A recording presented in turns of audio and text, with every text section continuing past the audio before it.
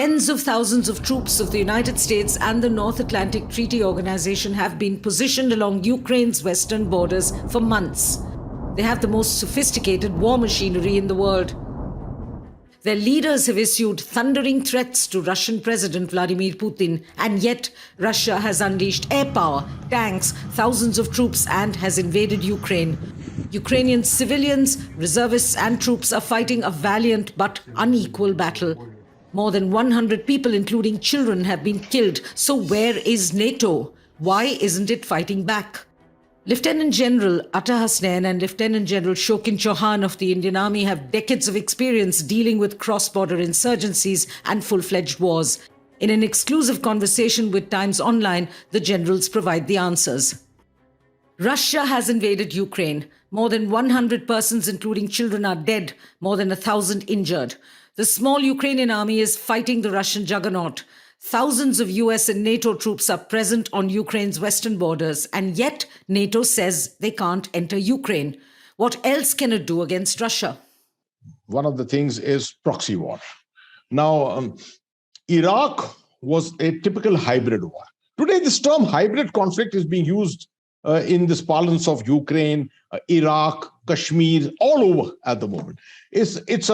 It's not something new. It's been there before, but it's been given a new fillip, basically because of developing technologies, particularly in the field of information technology, right? The ability to pass your messages quickly, the ability to convey messages to a mass population, mass communication methodologies. For example, if you're seeing yesterday's photographs, the Russians are using it very, very effectively. 5 helicopters over Kyiv, showing them in a surveillance kind of a mode. And this photograph is being shown to the world. It is being shown to the Ukrainian population to see how powerful Russia is, right? So imagery is very, very important. The Iraqi model can be played out in Ukraine quite effectively. There is effective Ukrainian nationalism today, right? And the Ukrainian president has promised that, in fact, he's advised his nation to go ahead and fight to the last. NATO has huge numbers in the case of cruise missiles, standoff weapon systems. So the first thing that NATO would do if it was hitting Russia, it would hit them with standoff missiles and a huge cyber attack. Russia has great resources, but in comparison with NATO countries and America, Russian resources are simply not there. In case you did do something, you would start with standoff weapon systems. You would start with isolation of Russian cities. You would start with hitting the Russian vital areas, vital points. And you would use your Tomahawk missiles, you would use your cruise missiles, you would use your cyber capabilities to totally isolate Russia from the rest of the world. You cut off their internet, and et cetera, et cetera. NATO has huge ability to get in their ground troops, get in special forces. They could airdrop special forces in places where Russian army is isolated, in places where they have overextended themselves, especially in the case of Ukraine. In case this was to last longer, this war was to last longer, then many isolated Russian troops could be encircled and hit.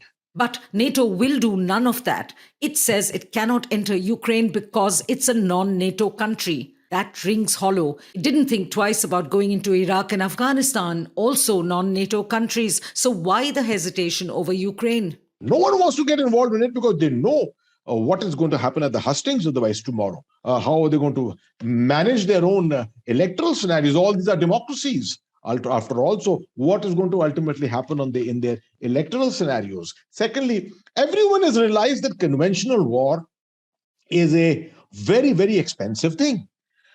See what's happened in Afghanistan. I mean, the estimates range from $1 to $3 trillion. The Americans lost 2,400 soldiers in a matter of 20 years, right? They lost 3,800 military contractors. More military contractors died than the number of soldiers of the United States. So it is a question of attempting to outsource war. Conventional operations is being looked at as outsourcing more than anything else. So no one has this kind of stomach today to fight conventional wars. That is what Putin has taken advantage of.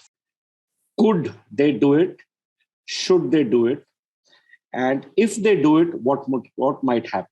If it's a much weaker opponent, Americans would have cobbled up, as they did against Iraq, as they did in Afghanistan. They would have cobbled up an alliance, gone inside, sat down in Kuwait, and decided when to launch the next Gulf War. Is NATO ready for war?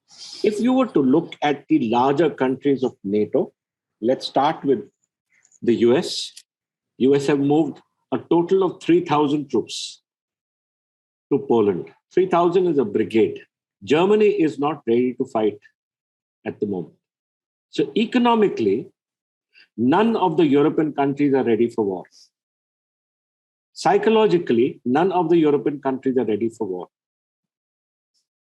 All of them have just started recovering from the third or the fourth phase of the corona, right?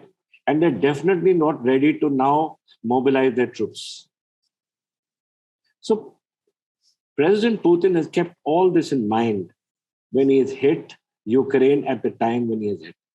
War is now not just fought on the battlefield, it's fought on all the battlefields, right? And on all the battlefields at the present moment, NATO is not ready. NATO went into Afghanistan in 2001. The Great Recession from 2007 to 2009 did not halt its operations there.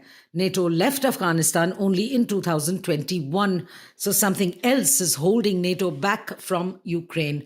Could it be the recent threat by President Vladimir Putin? Listen in. Мною принято решение о проведении специальной военной операции. Кто бы ни пытался помешать нам, а тем более создать угрозы для нашей страны, для нашего народа, должны знать, что ответ России будет незамедлительным. During the Cold War, if you remember, NATO as such did not have matching strengths in terms of the number of troops, the number of tanks that Warsaw Pact and the Soviet Union had at that time. And it was always presumed that should the Soviet Union and the Warsaw Pact attempt to invade Western Europe, then ultimately it would be the nuclear deterrence which would play, right? And that is what was holding the whole thing together. Today's environment, you are looking at conventional means of deterrence.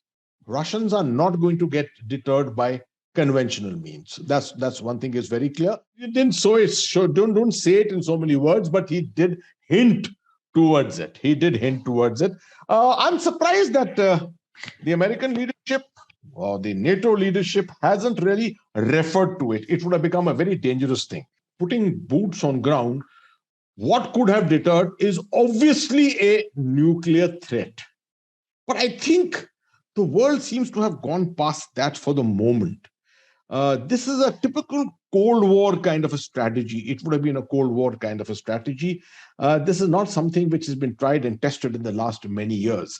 Otherwise, if you remember in the Cold War, you had the Bay of Pigs as far as Cuba was concerned. And many times the whole buildup was always on deterrence through the nuclear means. That somehow seems to have vanished as far as the European theater is concerned. I have, as you know, I was the Strike Corps commander of India.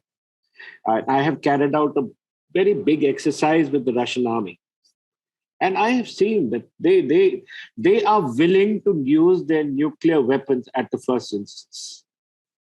Because to them, they say, if we don't use it now, we don't survive. So the Russians not only have it, they have exercised with it, they have planned it, and they are willing to use nuclear weapons. The Russian ability and the willingness to use these weapons of mass destruction simply prevents any kind of boots on the ground by NATO. If NATO comes in its Third World War, then it's the globe that is at war, definitely not Ukraine and Russia. India and Pakistan are nuclear weapon states too. India conducted successful lightning strikes against Pakistan. Now the Ukrainians are begging NATO for air cover. Surely NATO can do that without risking a nuclear war. Always possible to put in an air cover.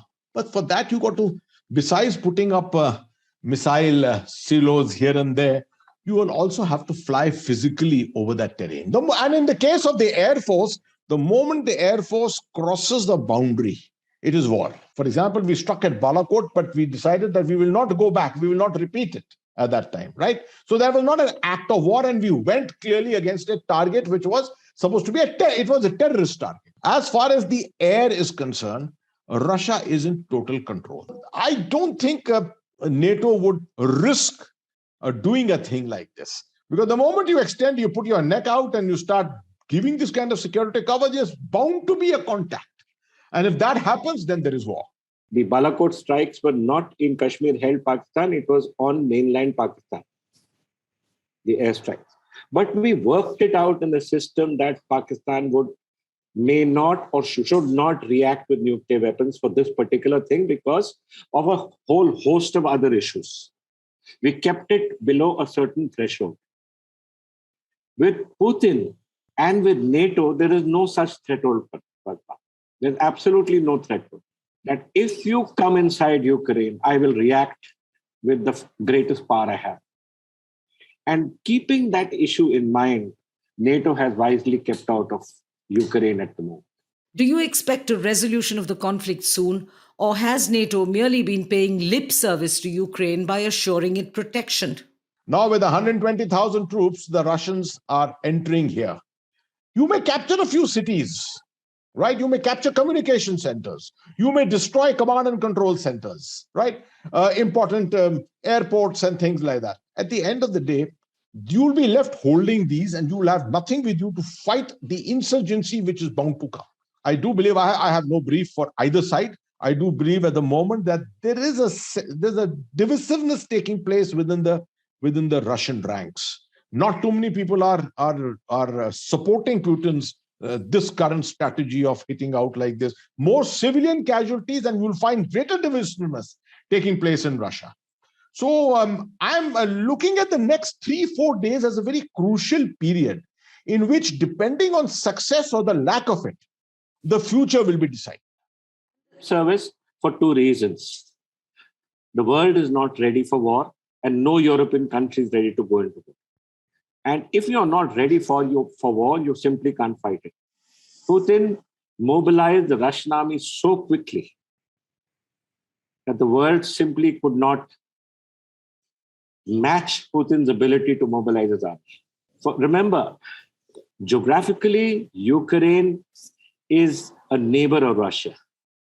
Ukraine has up to 20 to 30% of its citizens which support Russia's actions. Right? There are much other greater advantages that Russia has in Ukraine that NATO does not have. General Hasnain, General Chauhan, has NATO lost the war against Russia even before it began? That's a very that's a loaded question, all right. At this particular moment, this game is over.